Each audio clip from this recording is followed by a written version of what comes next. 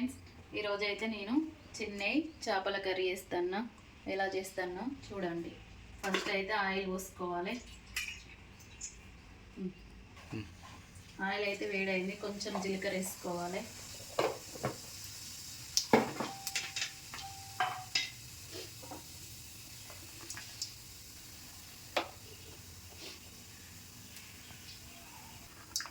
ఇప్పుడైతే ఉల్లిగడ్డలు వేసుకోవాలి. ఇప్పుడు మెంతాకు టైం కదా, మంచిగా మెంతి దొరికింది. మెంతితో కూడా చాలా టేస్ట్గా ఉంటుంది. మెంతాకు అప్పుడు ఫిష్ కర్రీ చాలా బాగుంటుంది. మెంతి ఉన్న ఉల్లిగడ్డ ఫ్రై అయ్యేంతసేపు మంచిగా బ్రౌన్ కలర్ వచ్చేదాకా ఉండాలి. ఇప్పుడైతే ఫ్రై అయింది, కొంచెం అల్లం వేసుకోవాలి.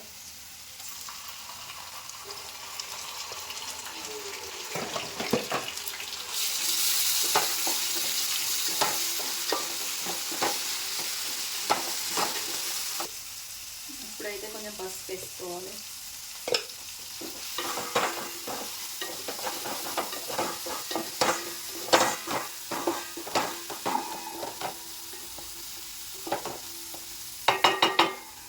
చేపలు వేసుకోవాలి.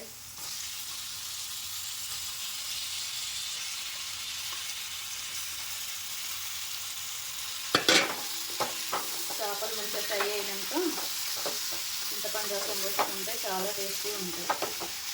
కొంచెం ఫ్రై చేయాలి.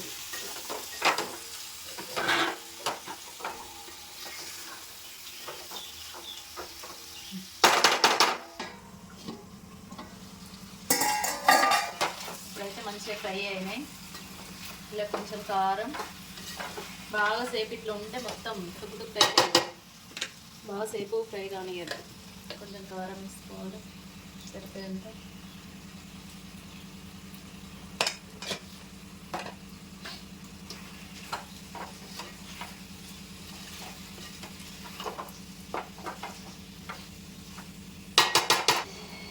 ఉప్పు వేసుకోవాలి సరిపోయేంత. ఒకసారి కలుపుకొని చింతపండు రసం అయితే పోసుకోవాలి.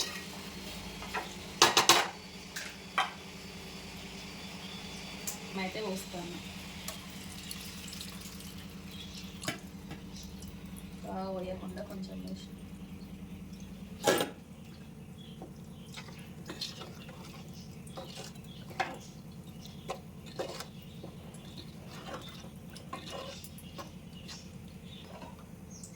చింతపండు రసం అయితే పోసిన.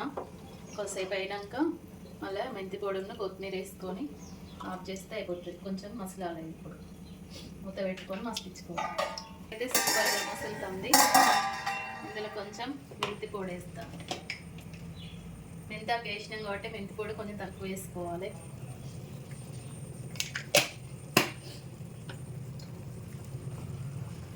సూపర్ స్మెల్ వస్తుంది. కొత్తిమీర ఏముంది, ఎంత మంచి స్మెల్ వస్తుంది. కొంచెం ధనియాల పొడి అయితే వేసుకుంటాను. తర్వాత కొత్తిమీర వేస్తాను.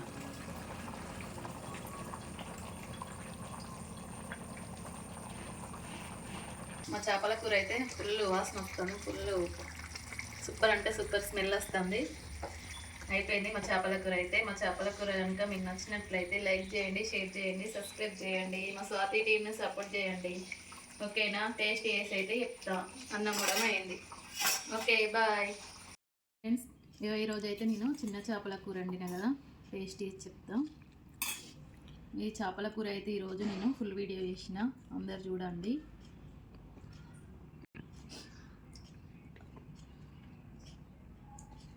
చాలా బాగుంది టేస్ట్ అయితే. ఓకేనా? బాయ్.